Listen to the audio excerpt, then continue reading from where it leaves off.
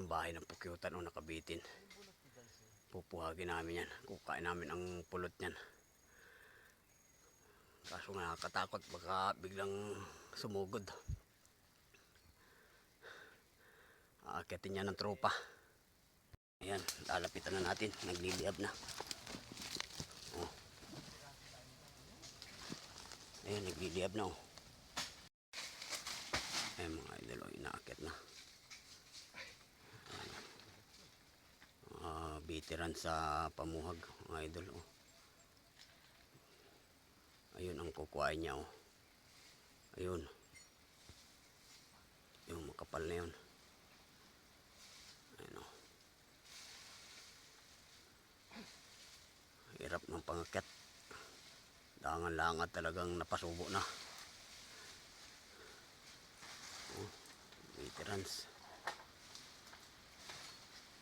Ayan, ang galing umakyat.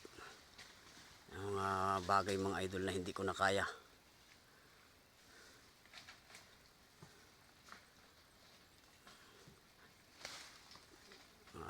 Kamaster.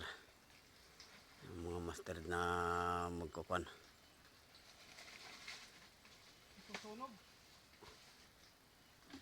Ito yung timba. Atas na yung timba. Oh. Yan, tatali.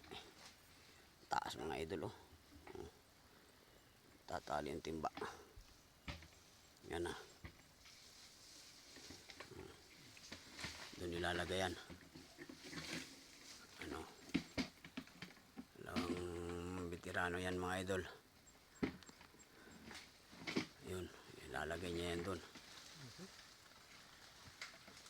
Pababagsakin niyang malaki na yan. Ha? Ay talagang wala na ring uwiran ano. Nakapagpalipad na. Ayun. Ayun, binagsak na. Sayang. Binagsak na ang kukuhain niyan, ang ilalagay sa timba niyan. Ang pulot ay naiwan na yun. Walang pulot ko. Wala daw, mahina daw ang pulot. Ay, nanulo na.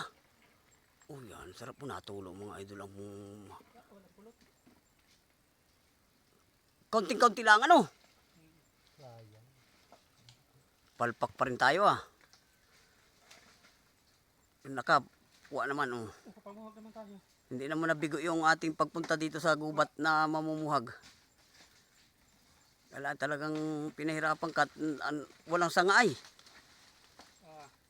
Ayan ay, bababa na mga idol. Ay aroy.